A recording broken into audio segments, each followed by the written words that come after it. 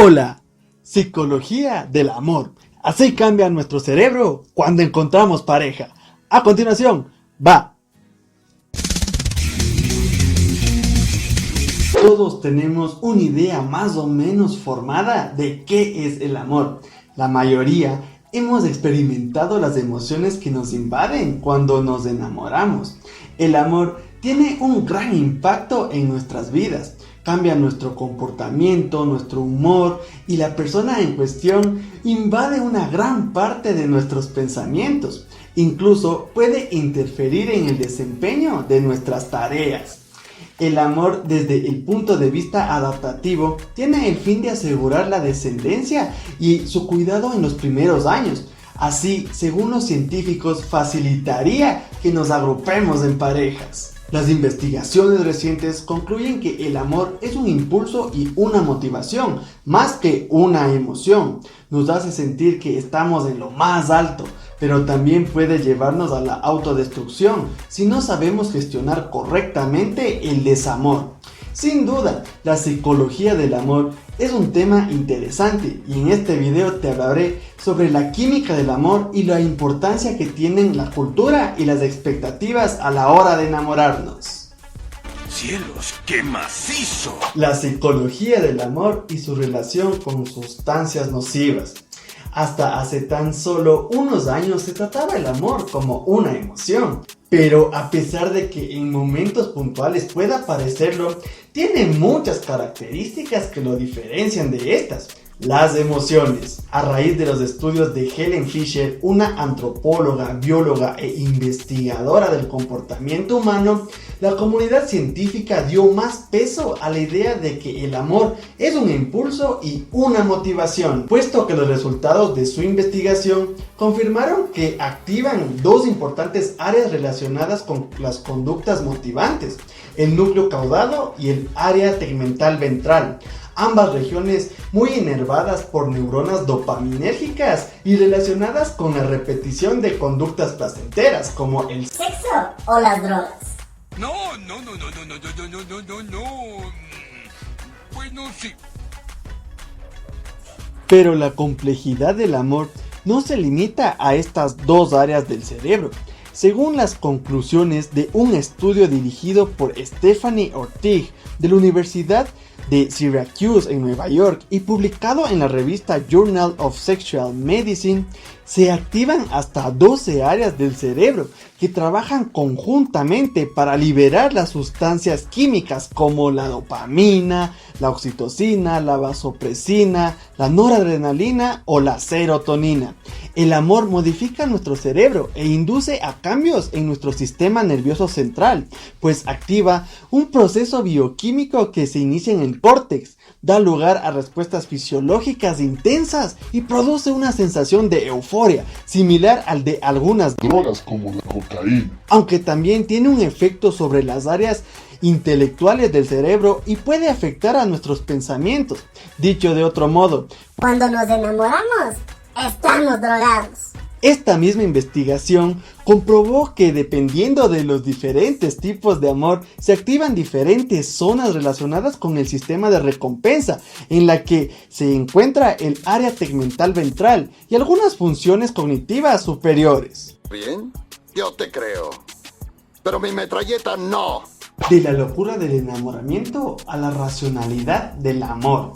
Algunas investigaciones se han centrado en analizar las fases del amor, aunque muchas veces se han generado discrepancias entre los expertos. Para John Gottman, el amor romántico tiene 3 fases bien diferenciadas que van apareciendo de forma secuencial, del mismo modo en el que las personas nacen, crecen y envejecen. Estas fases son la limerencia o enamoramiento, el amor romántico, la construcción de lazos afectivos y el amor maduro. No todo el mundo supera estas fases, pues el proceso de la intensa cascada química del enamoramiento hay que dar paso a un amor más consolidado que se caracteriza por la confianza más profunda, donde se deben tomar decisiones más racionales y donde la negociación se convierte en una de las claves para la construcción de un compromiso real y leal. ¡Lo tenemos! ¡Lo tenemos! hormonas y neurotransmisores relacionados con el enamoramiento y el amor. Algunos investigadores han intentado averiguar qué ocurre exactamente en nuestro cerebro, qué neurotransmisores y hormonas intervienen en este fenómeno y por qué cambian nuestros pensamientos y nuestra conducta cuando alguien nos conquista.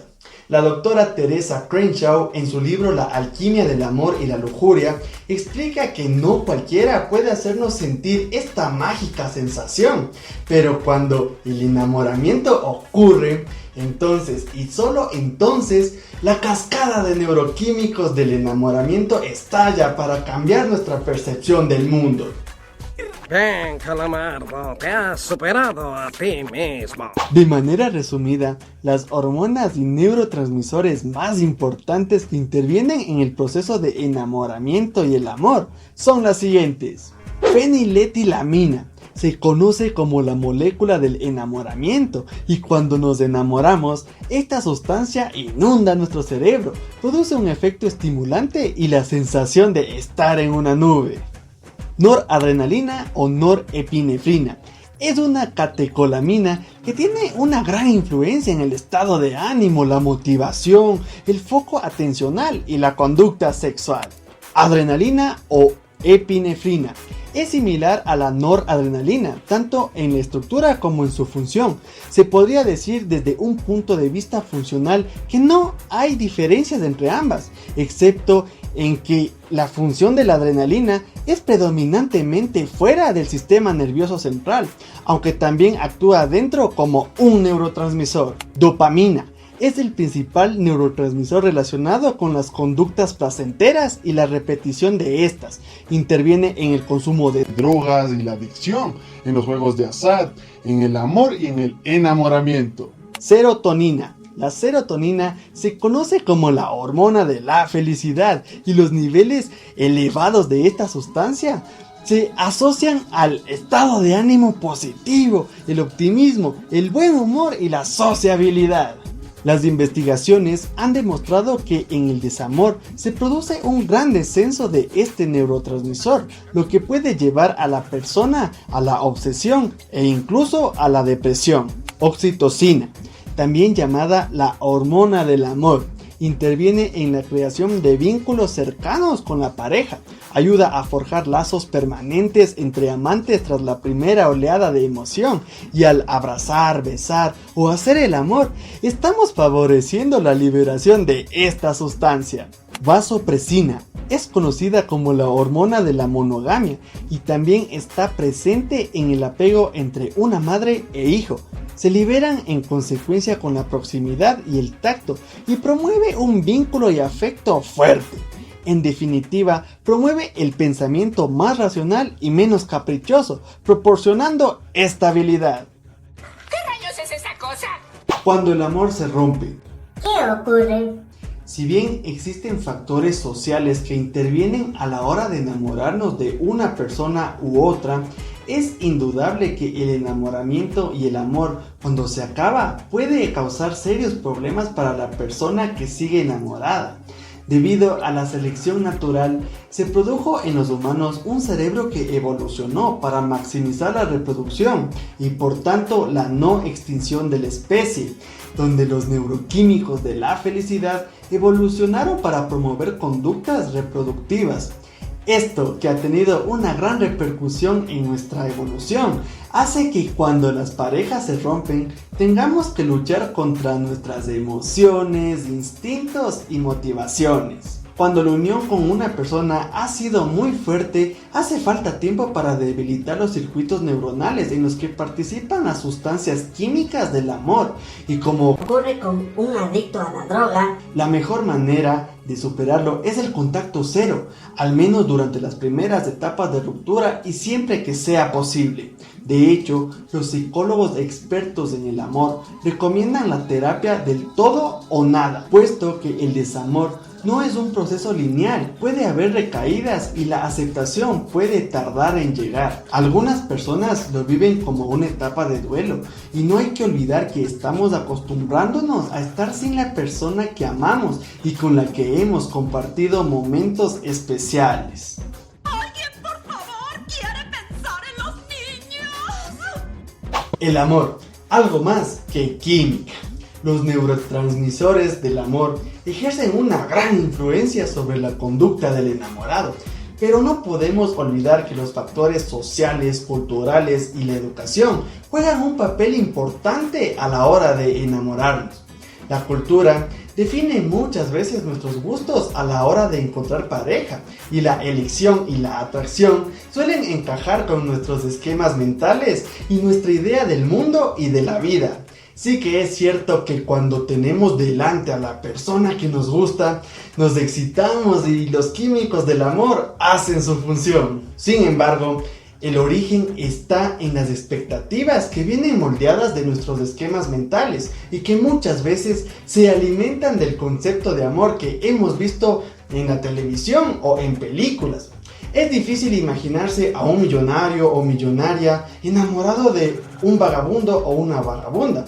Aunque a veces sí pasa. En cuanto al enamoramiento y cómo explica la antropóloga Helen Fisher, nadie sabe con exactitud por qué ocurre. Sabemos que interviene un componente cultural muy importante. El momento también es crucial.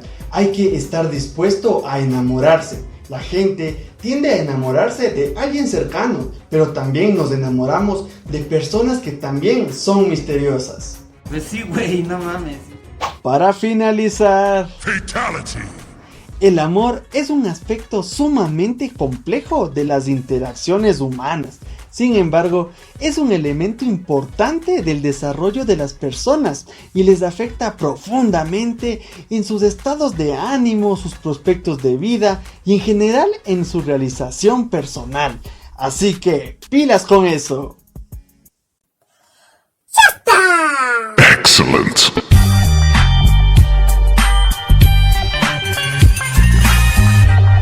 Y este fue el video por hoy. Si te gustó, dale like. Si no te gustó, dale dislike. Acá abajo te dejo qué es el insomnio. Está bueno. Si no lo has hecho todavía, suscríbete, aplasta el círculo. Próxima semana algún video chévere, chido, bacán, del putas. Chao.